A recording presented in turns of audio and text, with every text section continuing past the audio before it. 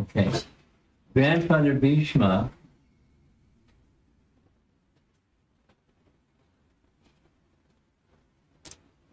we spent some time researching and discussing. His worshipable deity was four-armed Lord Narayana. Prabhupada wrote in a letter to Tosan Krishna in 1968. That was long ago. And Prabhupada said, yes, Grandfather Bhisma understood Krishna as the original personality of Godhead, and he had as his worshipable deity Lord Narayan, four-armed Lord Narayan, and when he left his body, he went to Vaikuntha.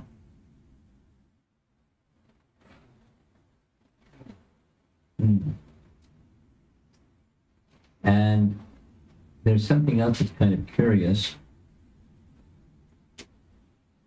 because we spent a lot of time discussing who Grandfather Bhisma was before he was Grandfather Bhisma, as one of the Vasus and all of that. But something that's here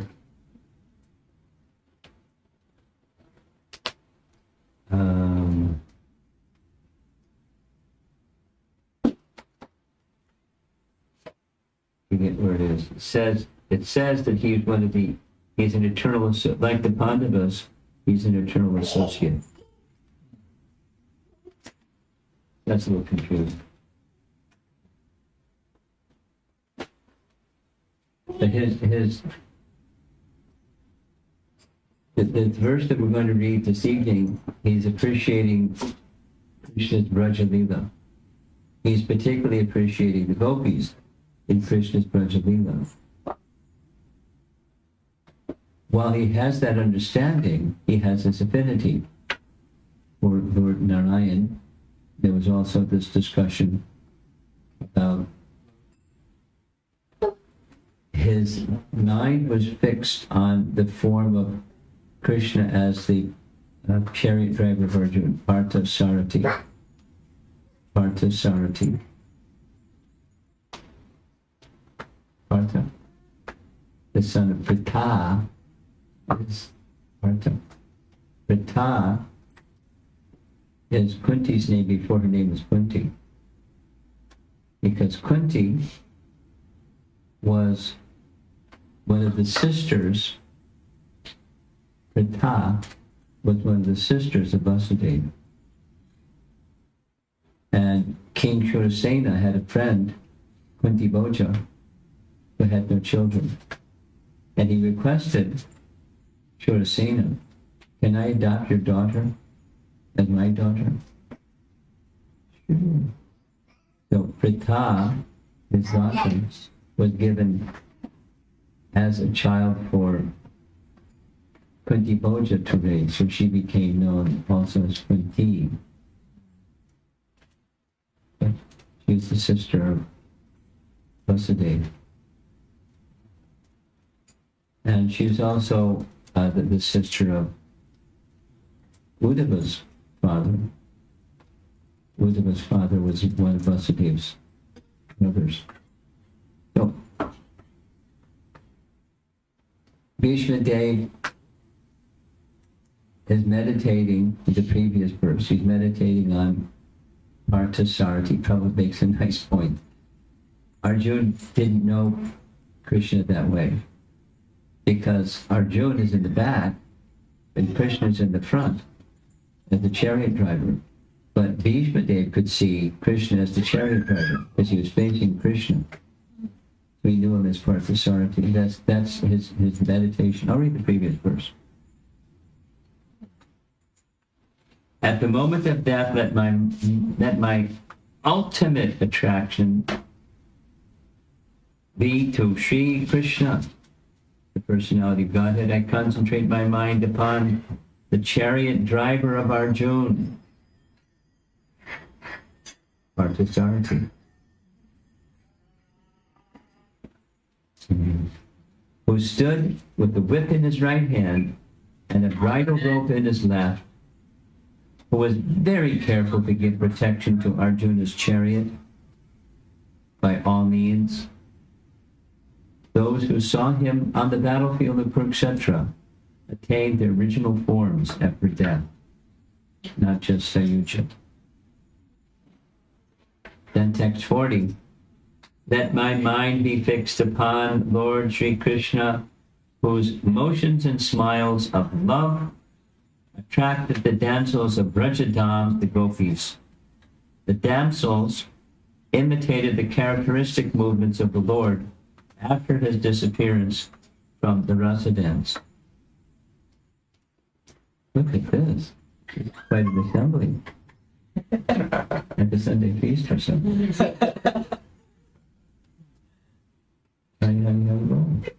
So mercy Bharat. Somehow, you attended to at the Sunday feast assembly. So don't you find that interesting? I find it very interesting. You know, it's a big deal in our Gaudiya tradition that the love of the gopis is topmost. And he knows about the love of the gopis. And he knows about the smiles of Krishna that attracted the gopis. And the gopis then imitated the movements of Krishna after he left the rasa dance. I mean, he knows Bhagavatam. He knows 10th canto. And he's attracted to Parthasarati. Doesn't mean like, it's let's see what the purport says, but he has this knowledge. It's not like he doesn't have an appreciation for the love of the gopis and the Krishna's loving dealings with them by disappearing during the rasa dance, from the rasa dance. Purport. By intense ecstasy in loving service, the damsels of Brajabhumi attained qualitative oneness with the Lord by dancing with him on an equal level, embracing him in a nuptial love, smiling at him in joke, and looking at him with a loving attitude. The relation of the Lord with Arjuna is undoubtedly praiseworthy for devotees like Bhismadeva, but the relation of the gopis with the Lord is still more praiseworthy because of their still more purified loving service. By the grace of the Lord, Arjuna was fortunate enough to have the fraternal service of the Lord as chariot driver, but the Lord did not award Arjuna with equal strength. The gopis, however, practically became one with the Lord by attainment of equal footing with the Lord. Bhismadeva's aspiration to remember the gopis is a prayer to have their mercy also at the last stage of his life. The Lord is satisfied more when his pure devotees are glorified, and therefore Bhismadeva has not only glorified the acts of Arjuna, his immediate object of attraction, but has also remembered the gopis, who were endowed with unrivaled opportunities by rendering loving service to the Lord. The gopis' equality with the Lord should never be misunderstood to be like the Sayuja liberation of the impersonalist. The equality is one of perfect ecstasy, where the differential conception is completely eradicated.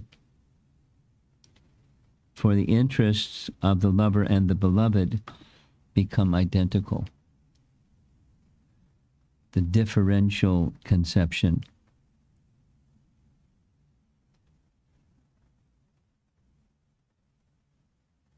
What's the differential conception? The differential conception, there's the Lord, and there's the Lord's potencies. In this case, the gopis are expansions of Srimati Radharani. She is Shakti Tattva. The gopis, the Nitya Siddha gopis, are Shakti Tattva. So there's a difference between the energy and the energetic. There's a difference between Radha and Krishna. Their forms certainly are different, and their functions are different, but the differential conception becomes dissolved or no longer of significance when the intimacy becomes so significant. Now, there's the differential is still there. Krishna disappeared. Why did Krishna disappear? And there's different explanations of why Krishna disappeared. He disappeared because they had become proud. Wait a minute. How can the gopis become proud? Because pride to contamination. How can pride enter the heart of the gopis? They're beyond it. So it's not possible. So it's not the ordinary kind of pride. What's the kind of pride? It's deep and profound, and it's not easy to articulate something like that. They felt the kind of satisfaction that how fortunate are we?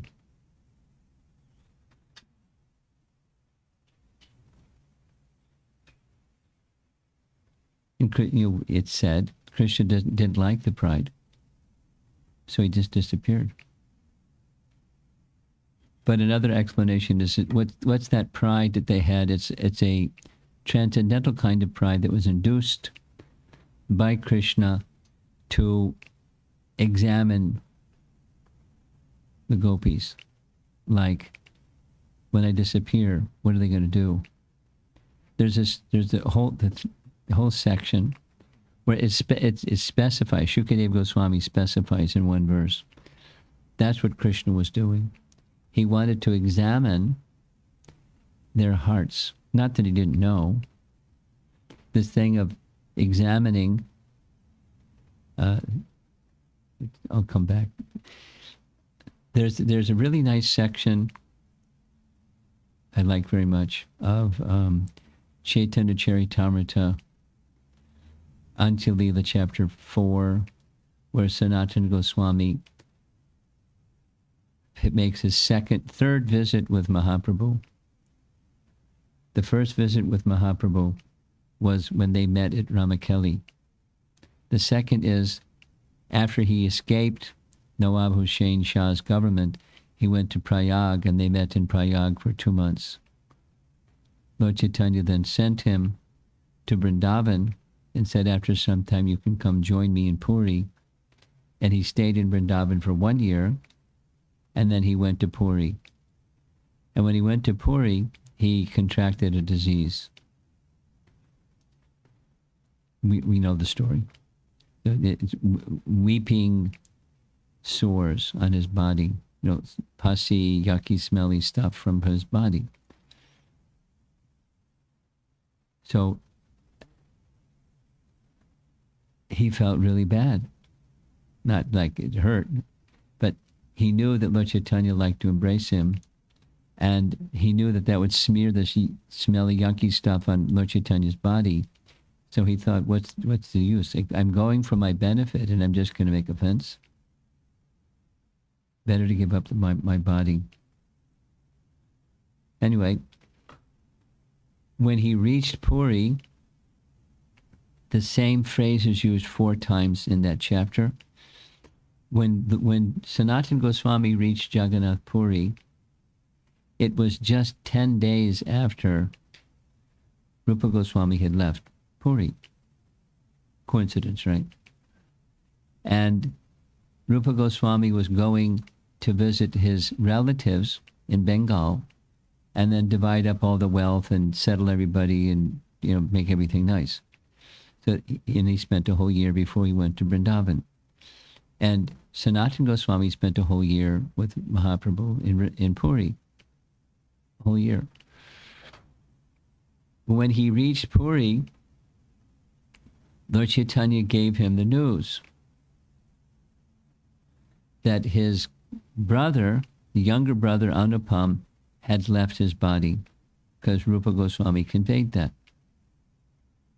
And then Sanatana Goswami says that Rupa and I examined him, prikshita. We examined him in the following way. We knew that he was a great Ram Bhakta, and we both encouraged him, you should become a Krishna Bhakta. And he wanted to please us, because he looked up to us as his elder brothers, but he couldn't. And he pleaded, please take away that request, because I can't give up Raghunath. I can't give up the lotus feet of Lord Ramachandra. So we examined him and we praised him.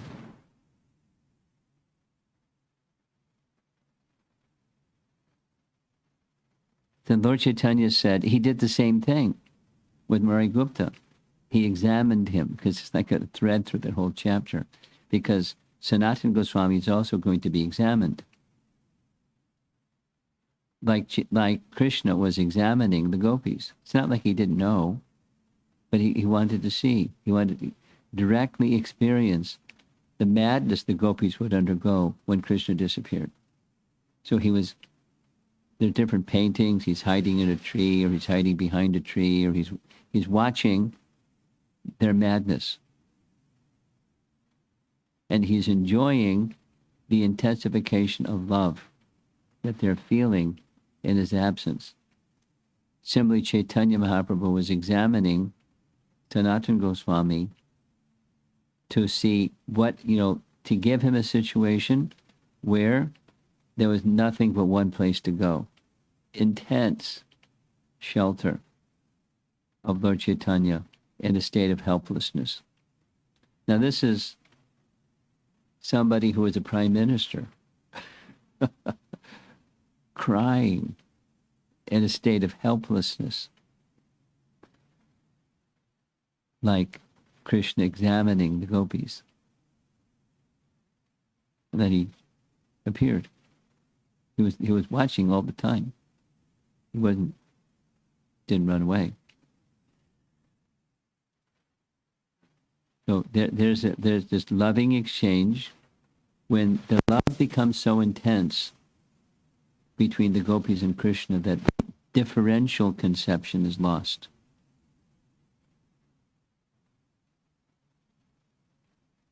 And it's not Sayuja. So in other words, there's still distinction. It's very sublime.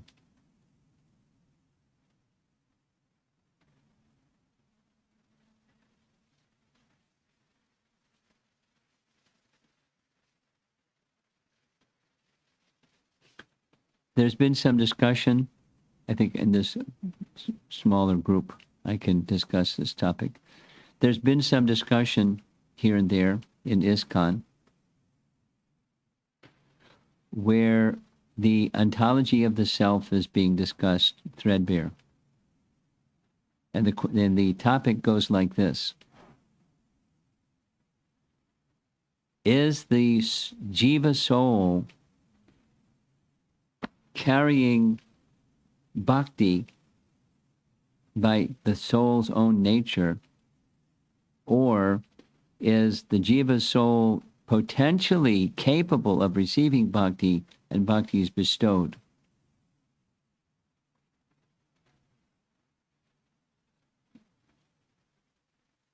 And there's a young fellow, smart young man, who's written a book about it's bestowed. The title of the book is Inherent or Inherited.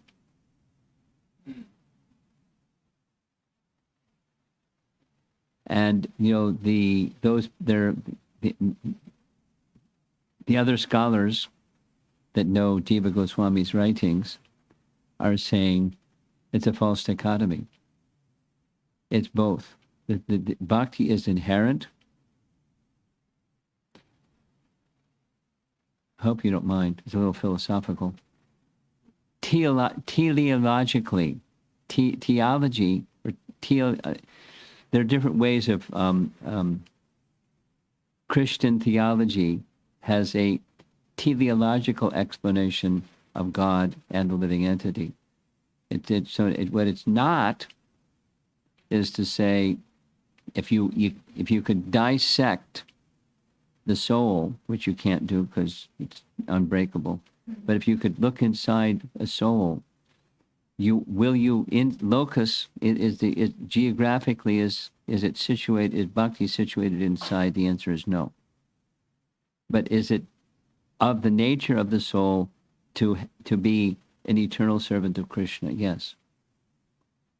And eternal servant of Krishna means bhakti is within.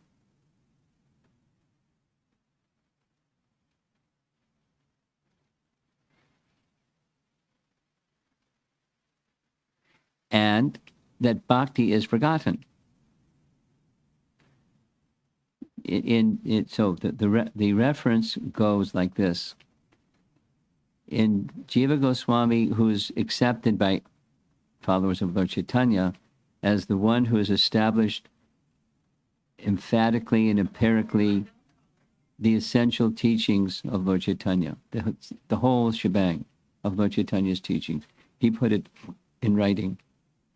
Jiva Goswami is the authority on details and details and details.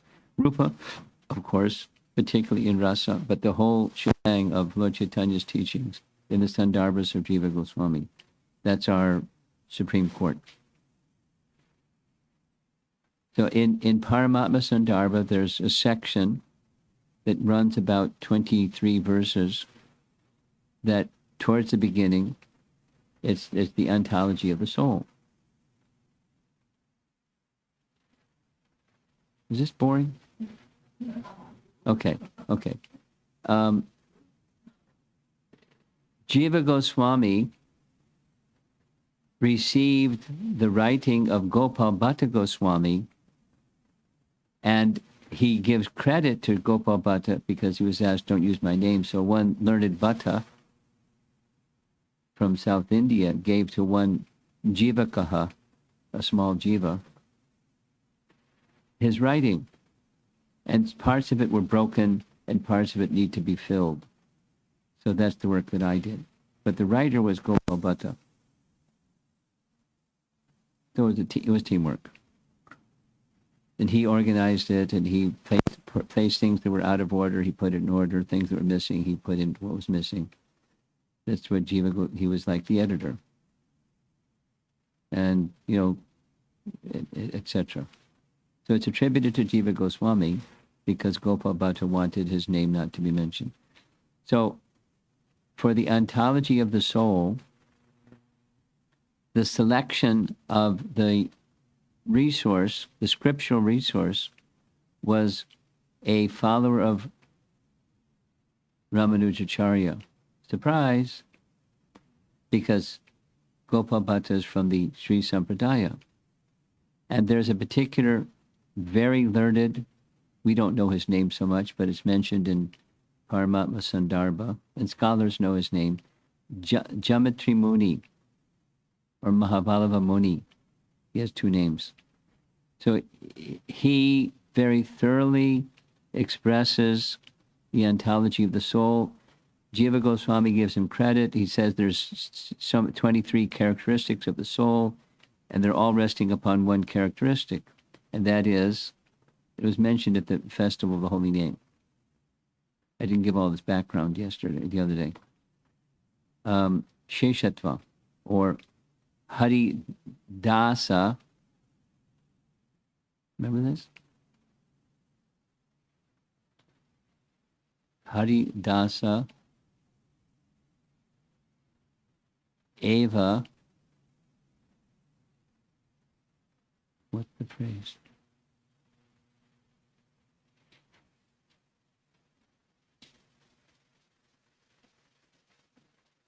Forget the phrase. Taken from Padma Purana. That the living entity by nature is Haridas. We're servants of Krishna. Servants means bhakti is already there. And that dasa can be expanded through other rasas, but the foundation is Hari Das. We're servants of Hari.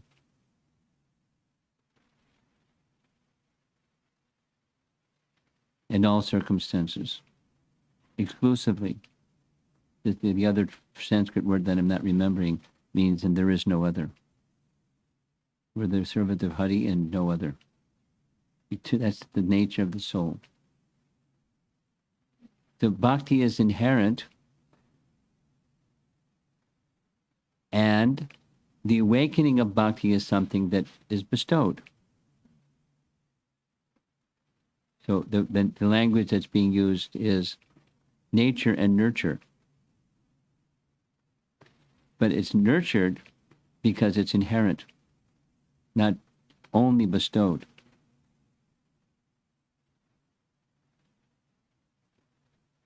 The example is given of a mango and a mango seed. If you cut open a mango seed, you're not going to find a mango tree. But it's teleologically potential for the mango seed to grow a mango tree with many more mangoes. And I was explaining this somewhere. In the temple president in Connecticut, his name is Pyari Mohan, Prabhupada disciple, really nice devotee. And he's really good with gardening. He's really good with Tulsi. He has a fantastic garden in his backyard. And he was curious, if I planted a mango seed, is it going to grow a mango tree? So he planted a mango seed. And it's in the sannyas guest room. And sure enough, there's a mango. It takes a long time for mango trees to grow, but it's like he has to keep changing the pot because it keeps growing from a mango seed. But you cut open the mango seed, and you're not going to find a mango tree. It's inherent within the seed to produce the tree. It's inherent within the soul to produce love of God. Nitya Siddha Krishna Prema Sajja Kabunoi. Shravanadi should, but the awakening of that seed of Krishna Prema is awakened, the bestowal or the nurturing is through the hearing process. Shravanadi, hearing, etc.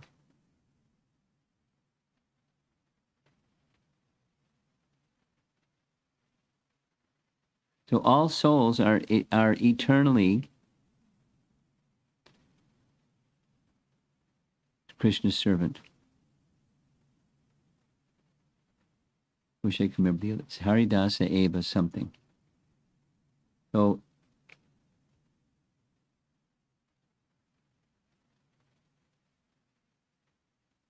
Bhismadeva is his rasa with Krishna is dasya rasa.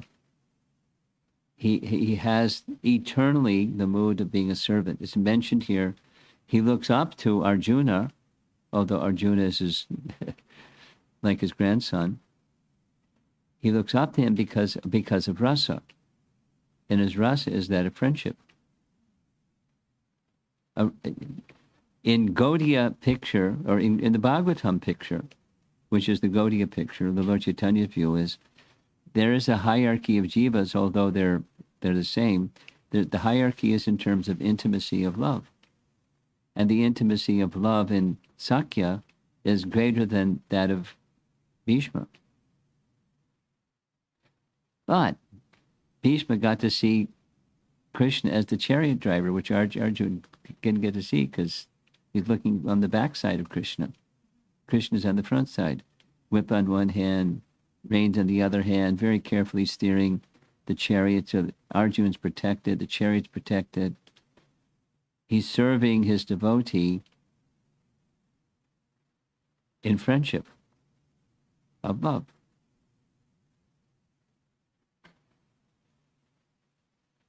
And Bhismadeva has this special appreciation for the gopis. He's wanting the blessings of Arjuna, Prabhupada's explaining, and he's just mentioning them is to evoke their blessings, so when his passing will be a blessed event. He's appreciating the intimacy of their love. And when the intimacy of that love reaches its, further and further and further stages of completeness or maturity, the differential conception is completely eradicated. And the interests of the lover and the beloved become identical. Now, in the teachings of Madhvacharya, Dvaita, or Panchabheda, there's eternally existing, this emphasis, like, boom, the living entity and the Supreme are different. There's two. And it's true, they're two. They're different. Living entity is not the Supreme. And what's the difference? One is the master, and the other is the servant. We're eternally a servant. The gopis are serving Krishna. They don't lose their identity as being Krishna's eternal servant. They don't lose their identity. They don't merge and become Sayuja type people. But it's a different kind of oneness. The oneness of the inequality of servant and master is completely eradicated. Krishna's enjoying so much, and they're capable of fulfilling Krishna's enjoying mood so much. The differential conception is gone. That's and the emphasis is there because it's in the verse itself.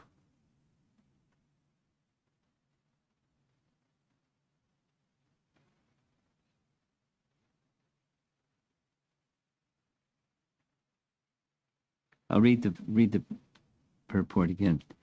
By intense ecstasy and loving service, the damsels of Braja Bhumi attained qualitative oneness with the Lord by dancing with him on an equal level, embracing him in nuptial love, smiling at him in joke, and looking at him in a loving attitude.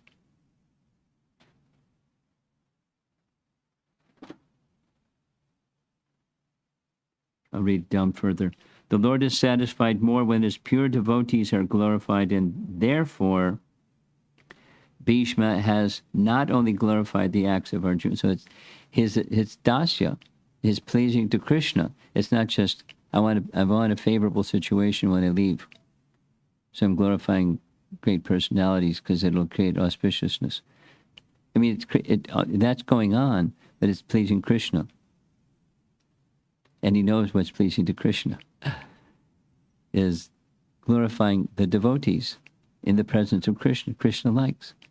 When it's coming from the devotee, Krishna likes.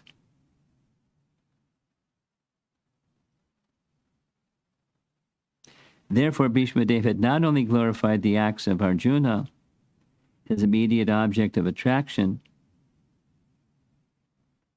but has also remembered the gopis who were endowed with unrivaled opportunities by rendering loving service to the Lord. The gopis' equality with the Lord should never be misunderstood to be like that of the Sayuja liberation of the impersonalist. The equality is one of perfect ecstasy, where the differential conception is completely eradicated, for the interests of the lover and the beloved become identical. So while there is a differential situation, the servant and the served, not just we're tiny and he's great, we're the part and he's the whole. The part is meant to serve the whole. We serve the whole. There's a differential relationship between the two. But the state of pure love is where the interest of the lover and the beloved are the distinction of those differences are lost. It's nice sounding, and it's certainly worthy of glorification. Our acharyas like to glorify like that so much. I'd be interested to see how the other acharyas, I mean, Prabhupada doesn't ramp up the situation with the gopis as much as I'm sure some of the other acharyas did. I mean, he goes on, Bhismadeva, the next verse, he's going to speak about the kind of relationship that Yudhisthira had with Krishna.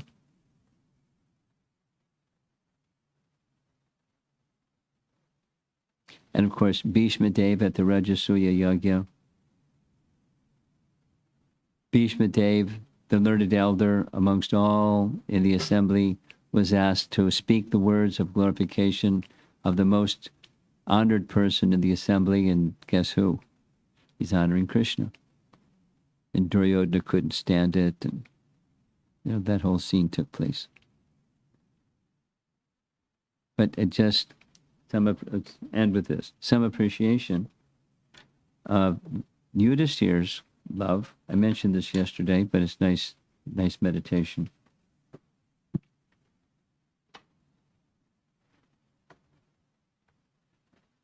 When Krishna was invited, Narada Muni was visiting in Hastinapur. Narada Muni was visiting in Indraprastha. This is when there's two, Hastinapur and Indraprastha. Because when the Pandavas finished their years of exile and they came back to Hastinapur, there was a big hubbub. And it was finally decided by Dhritarashtra they could have their own kingdom. Indraprastha in the Kandava forest was permitted. Krishna arranged for the residential quarters to be made by Vishwakarma. Same as Krishna did for Dwarka. Krishna arranged for Vishwakarma to construct Dwarka. So he constructed Indraprastha. And after some time, Yudhisthira felt it was time, this is before the Kurukshetra battle, it was time to have him installed as the incumbent king. So Krishna's in Dwarka. Narada came to Dwarka on behalf of Yudhisthira, requesting Krishna's presence to come to Indraprastha and participate in the Rajasuya Yagya. He wants you to be the guest of honor.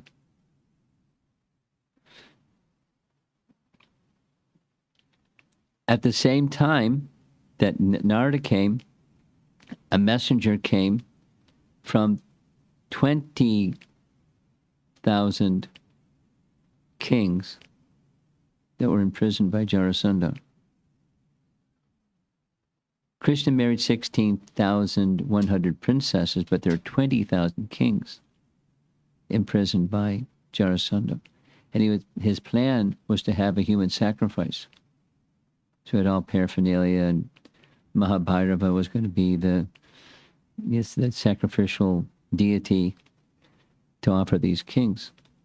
So the kings sent a messenger, help, Krishna, rescue us. We're devotees, we're at your feet, we're dependent upon you, please rescue us. Many things they said to the messenger. So Krishna now has two requests, same day, in the same Sudharma assembly hall. So he's got to make a decision, turn left or turn right. What does he do? He asked Uddhava, what should I do?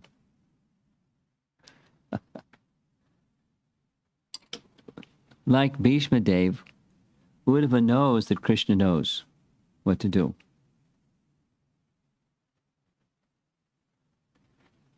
But he knows that Krishna likes to have these loving exchanges with his devotees, so he takes the role of his advisor, his counselor.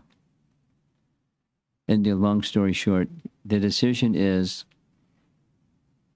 Jarasandha should be killed first, and the way to kill him is to have Bhismadeva go as a brahmana, request charity, and then fight him. But because you'll be present, although they're equal in strength,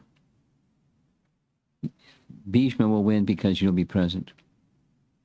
That's going to be the tipping the scale factor, is your presence it'll give extra strength and potency to Bhismadeva.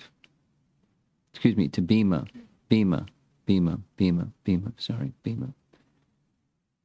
And Jarasandha is inimical, so he won't get that strength. So then it's decided. Everybody in the Sudharma Assembly Hall really liked the idea.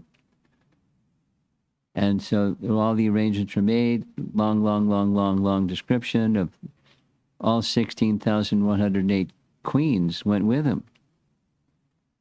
And each one of them with 10 sons and a daughter. And, and all their paraphernalia and yada, yada, yada. The big, whole long section. Then they reach Indraprastha. And many, the reception of Krishna in Indraprastha, but the part is, the invitation came from Yudhisthira. So Krishna's sitting in private chambers with Yudhisthira, and Yudhisthira loses it. He loses contact with the external world. There's formalities that are to be observed. He knows what they are, but he forgot them because he was completely incapable of functioning in a worldly sense. The kind of love that exists between Krishna and each of these parties named, with Uddhava, with Bhismadeva, with Arjuna, with Yudhisthira, and then what to speak of the gopis. It's all otherworldly. We speak of them as if they're worldly, but they're not worldly. They're completely otherworldly. And hopefully our hearts will be attracted to this other worldly kind of love. Hopefully. And by hearing about them, especially nice way that Prabhupada is describing. Of course, Shukadeva Goswami is describing as well. But he's the next verse is, we'll go there, I guess, next time I speak on this chapter. It's the love of Yudhisthira. He's wanting the blessings of these persons who are so dear to Krishna. And he's wanting to please Krishna by hearing him glorify those who are very dear to Krishna.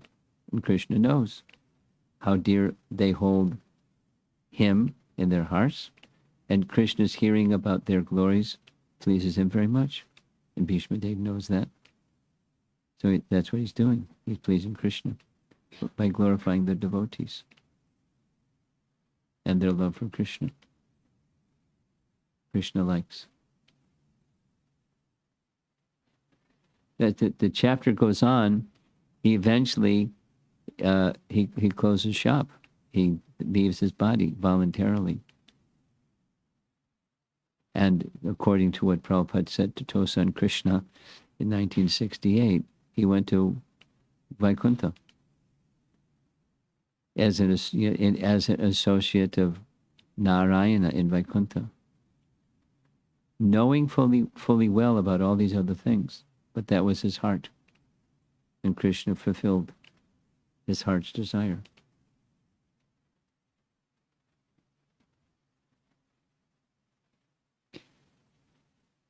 Srimad Bhagavatam ki jai.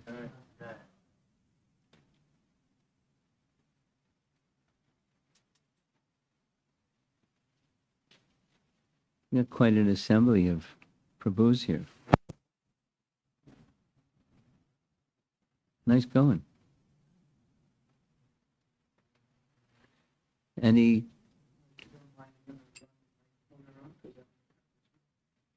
Okay. And there's people online. Okay. Any discussion? Couple of questions, Maharaj. Thank you very much for a very nice lecture. Two things. I think Bhisma Pitama is a Mahajan.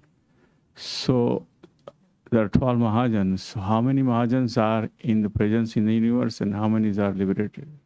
And yeah. Well, they don't have to be present. Mahajans are Mahajans. I mean, it's not like it's a rotating set of Mahajans. He's Mahajan. So his words and everything, they're written, and we can access them that way, like we can access Krishna through Bhagavad Gita. I was just listening to Prabhupada explaining the 26nd Avenue. It was really interesting. He was a deity of Krishna, a Murti of Krishna. Said this. So he was explaining to a new person. He had to explain it like 4 times so they could get it. The Murti is not different than Krishna. The name is not different than Krishna. The book is not different than Krishna. And then he went on to say that a photograph or painting of a pure devotee of Krishna is not different than that person. That's the nature of that which is absolute. So the Mahajans, they're Mahajans. They don't have to be physically in the universe, walking around.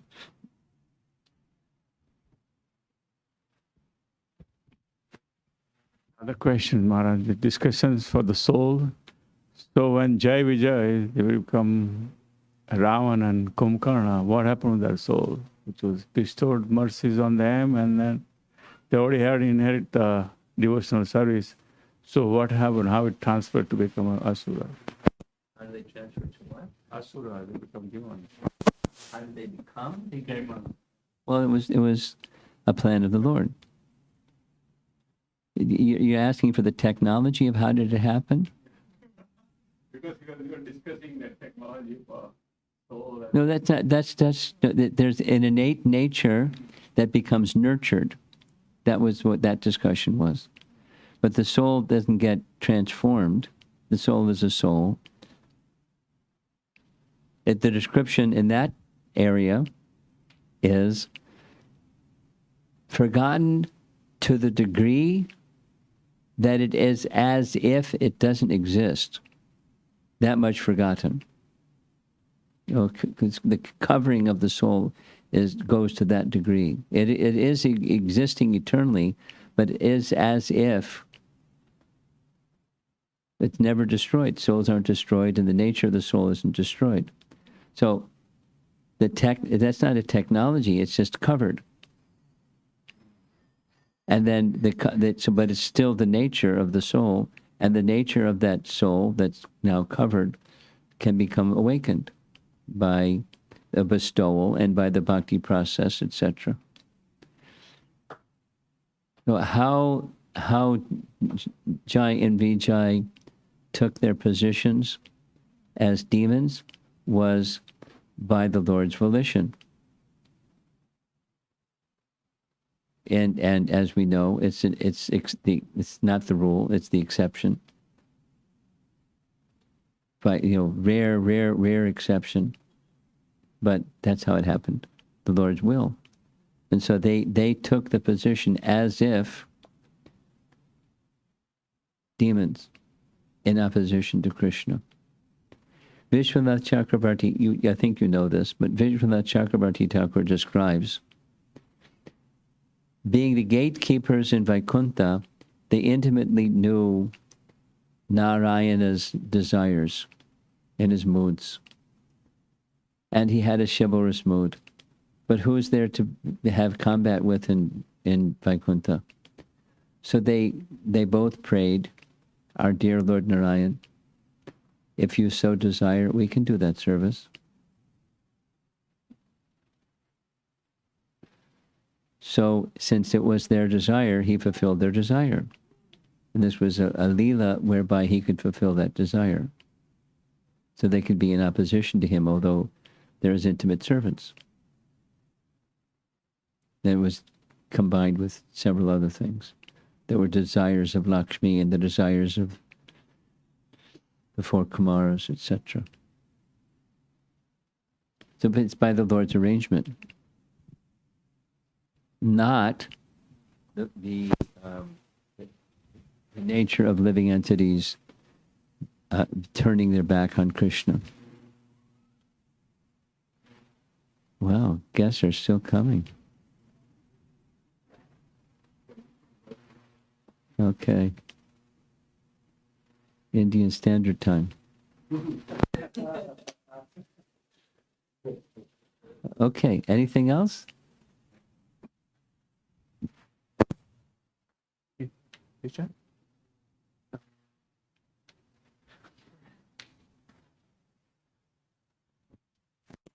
Thank you, Maharaj. You were talking about pride amongst the gopis, and then Krishna left. Chanakya Pandit had a saying, from pride comes cruelty. And I just thought that was interesting because immediately when I heard that, I thought of World War II leaders, how they became proud and they had no, and even like today in like Ukraine, they have no empathy for all the victims and stuff. It's just amazing how it goes to their head and they can't see anything beyond that. And one other thing before I forget, we got an invitation from Bhima Das for the devotees to come to the Rath Yatra in St. Louis. So if anybody's inclined in that way, it's about 300 miles south of Chicago. Pardon me? It's this weekend, Saturday. Yeah.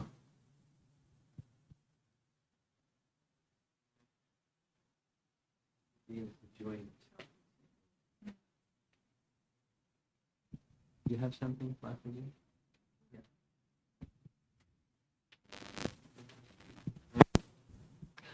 I just wanted to say that when I'm not texting, I'm actually making affirmations out of something that you say.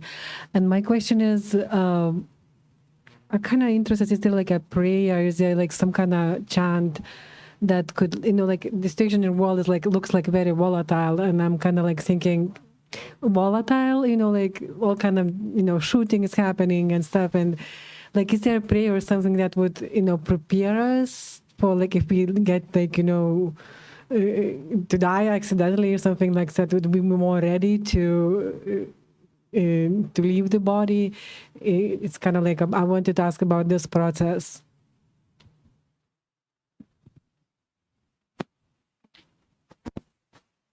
Can you tell me what a question is? Volatile world, like the mass murder shootings. Current circumstance. Yeah. How do I prepare for something that might happen to me? Okay.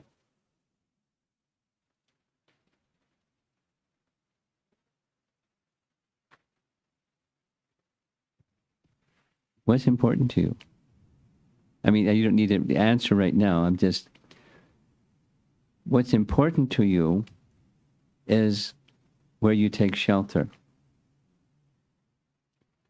And how you prepare is to become very clear what isn't really shelter. There may be attachment, but it's not really shelter.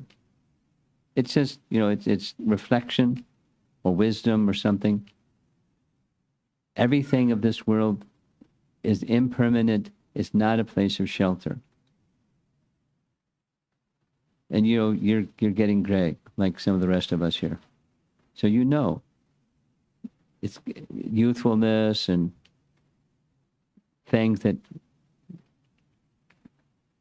they're going to be gone. It's not just violence and volatility. It's, the time factor takes everything. Everything that's temporary. So that's not shelter.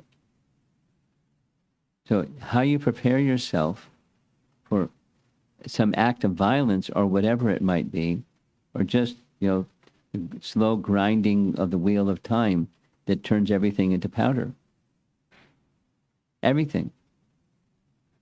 Where's shelter? So if you thoughtfully consider what's permanent, the soul is permanent. I was just having this exchange with someone that they're really attached to their mother, and their mother departed, and now they're doing things with the thoughtfulness of, crying wherever she is gone. I'm doing this for her. So, attachment to the body, but the body's gone. So the soul is what's permanent. It takes being thoughtful to consider what real shelter is. What's really important is that which is eternal. What's really important in the body is the soul, because when the soul leaves the body, it disintegrates. The integrating force is the soul. That's what's important. So learn how you prepare yourself for some volatile situation that may blow things up or whatever it is, cause disruption of some kind or another. Learn now, progressively, to take shelter. Because time is ticking, whether it's something volatile or slow. It's all going to be taken.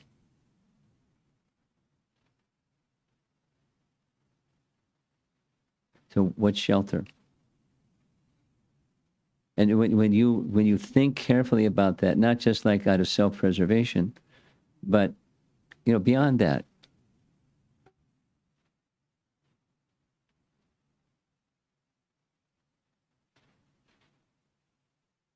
I shared with Sunil Madhava something that Bhakti Maharaj said in a class, and I just heard Prabhupada say it again today.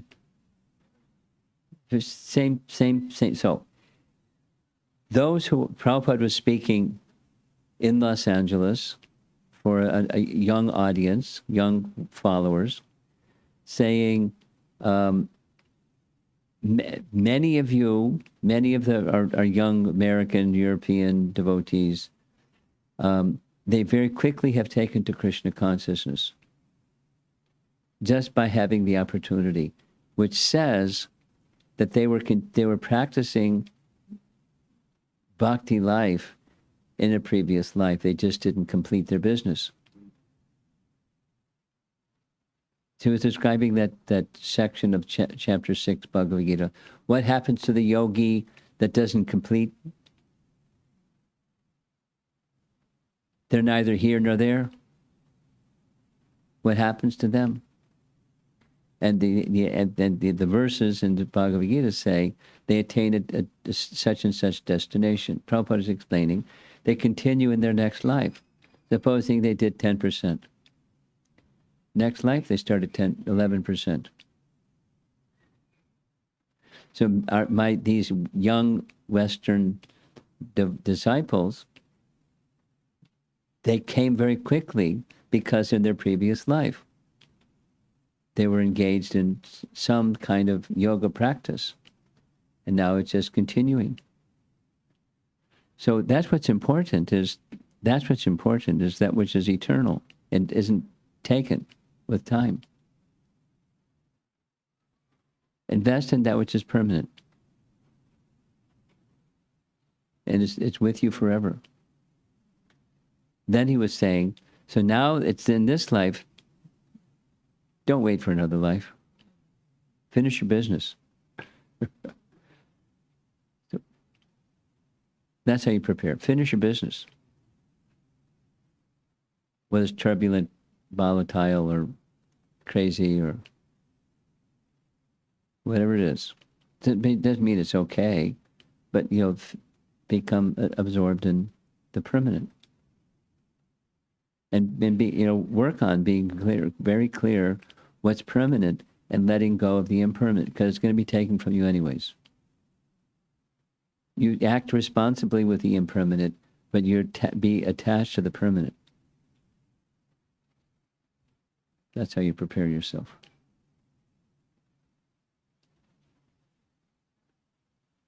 Something else?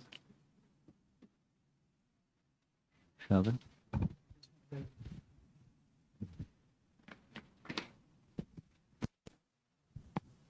Hare Krishna, Guru Maharaj. Guru Maharaj, I would like to know about the pride of the gopis. Yeah, what kind of pride they have? Let's start with that word. What's transcendental pride? Alright, sir. Transcendental pride isn't the kind of pride that we're familiar with. Okay, that's a starting point. That's what it isn't. What is it? Anything that's transcendental means it's an intensification, it's connected to Krishna, and a further intensification, a feeling that further intensifies one's connection with Krishna.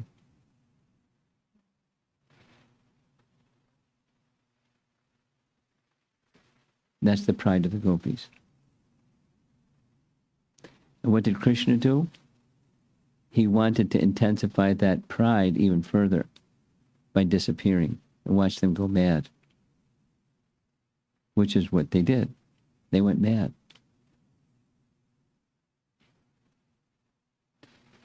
And Krishna smiled and he showed up again. and said, I can't repay you.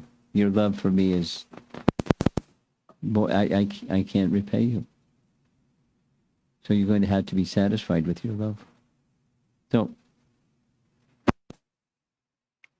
exactly, getting it in the surgical analysis of what is their pride, is feelings of being so fortunate that increases their affection and attachment and absorption in Krishna.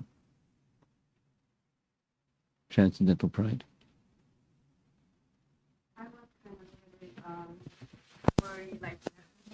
How we gonna find, maybe because of my pride, maybe Krishna gonna leave me too, but I don't know how we're gonna find out our pride. Thank you, Maharaj.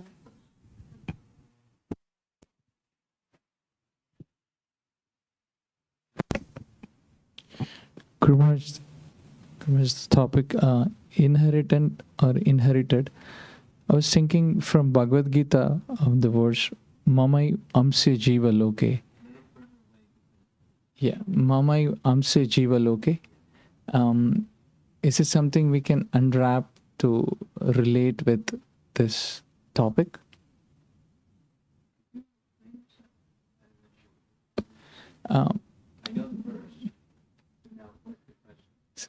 Jivas are Krishna's amsas. So from that, can we expand to relate with this inherited topic towards it, is what I was just thinking.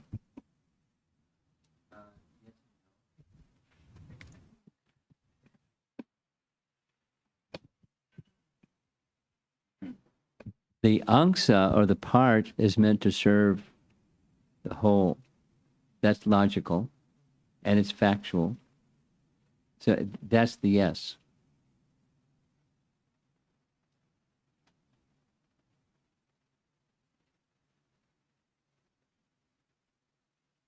There's further details of how that question can be responded to.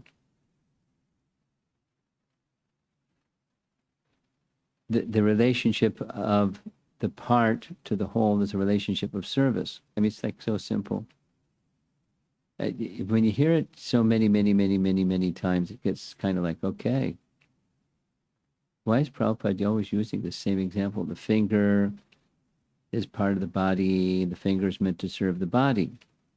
The part is meant to serve the whole. Cut the finger off and throw it on the ground. It's yuck. But its value is its connection to the body and serving the whole body. It's meant for service to the whole. The part is meant for service to the whole. So yes, it's service. But there could be another philosopher that comes along and says no, and says something else. It's without going into what the things they might say. From a bhakti perspective, yes. In some other philosophical position could be no. You have something.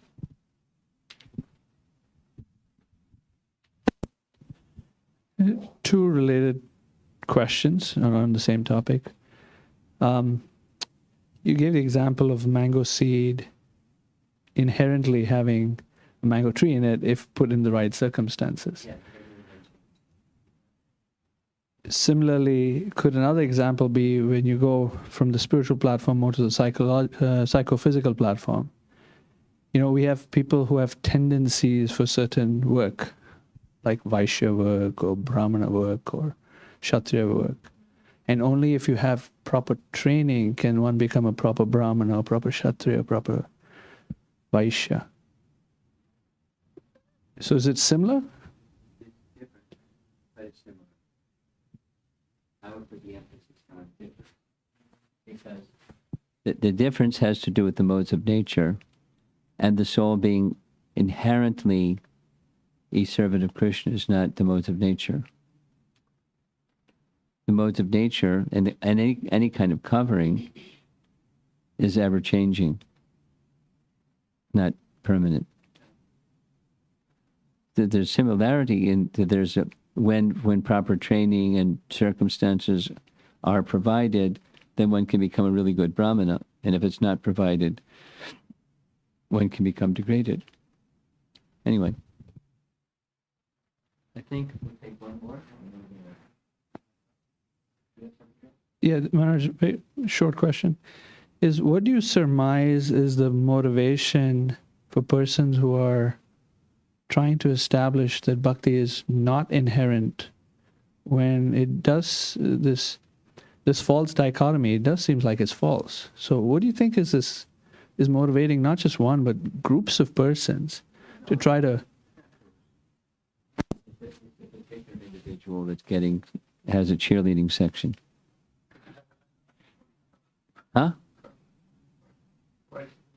The question is, what would be the motivation? Why would somebody put this idea out in the first place? That's your question. What's going on inside that person is saying, you know, what's the deal? I mean, I know somebody that knows the person very well. Pride. And not ill-intentioned. You know,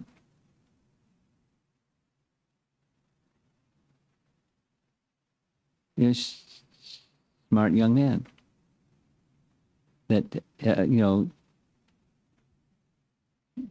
he's got a big brain, you know, big intellect, not a brain, big intellect, and it's, you know, it's like a Muni. You know, he's got to say something different because that makes him a distinguished Muni. That's what Munis do.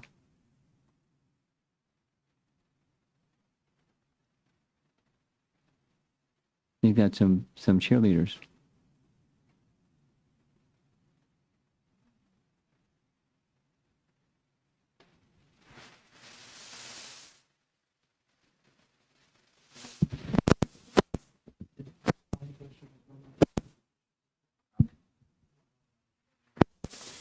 Maharaj, you were speaking about when the differential conception is completely eradicated, the interest of the lover and the beloved becomes one.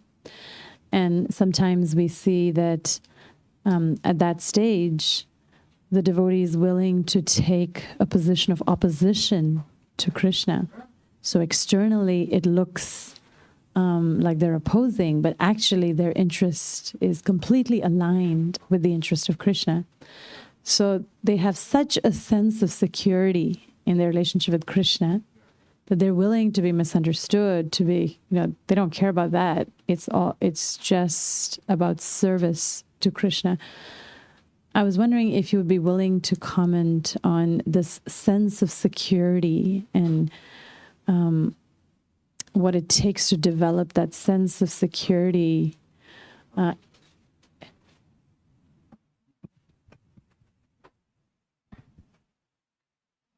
It's purity and maturity. Spotless purity and very strong maturity.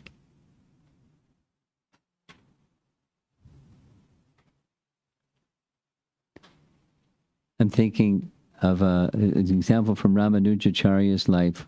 One of his disciples was a servant, I think it was Govinda, was speaking in such a way that it sounded like pride. And the devotees around him were very surprised. This is not the humility of a Vaishnava. It came to Ramanujacharya's attention, and Ramanujacharya asked him, where'd you get this? And he said, the greatness is because of you. And so there's no exaggeration of the greatness that comes to one who's dear to you is because of you. So that's, the security in the relationship. So then when there's then there's realization of the nature of the object of love. Now, wouldn't humility prevail? Or one wouldn't think special about oneself, because when love is there, just like we discussed from Sanatana Goswami, humility nurtures love, and love nurtures humility. At the same time, so it's the internal potency at work, where the loving circumstance is such that one will act as if superior to Krishna. And it's at any one of the relationships, like the cowherd boys, when they wrestle, Sri Dham is particularly one who would defeat Krishna and say, what kind of big man are you? You always lose. It's an intimacy of love. So yeah, your question is, how does one come to that stage? It's purity and maturity. And then it's not one-upmanship or the material kind of pride. It's just a very pure and very intense kind of love. Then it's natural. According to Krishna's happiness, it flows.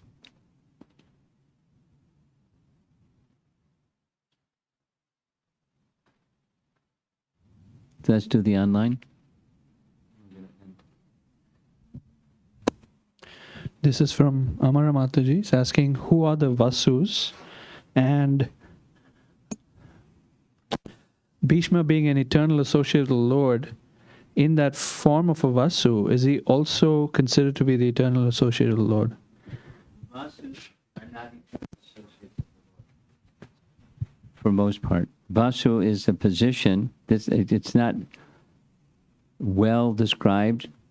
The best I could come up with is it's a post, and there's many of them, but there's 8 principal Vasus, and they're warrior-like. They're very powerful Kshatriyas that give protection in the heavenly kingdom, and they're very pious. So just to be situated in that situation, generally speaking. And it's not they're eternal associates of the Lord. They're in the position for some time. So I don't know where the eternal associates of the Lord idea. Oh yeah, that's puzzling. That's puzzling. There's only one mention of it. He's the eternal associate in the sense that his destination is Vaikuntha with Lord Narayan. But other than that, it's puzzling. The Pandavas are not like that. Krishna. The Pandavas are eternally associates of Krishna in his Bhoma Leela. But Bhismadeva is in not that same position. So how it comes that the Pandavas and Bhishma are eternal associates, I don't know. It's a puzzle for me. If you can figure it out, Amara, you let me know. Research it, let me know if you find the answer. Hare Krishna.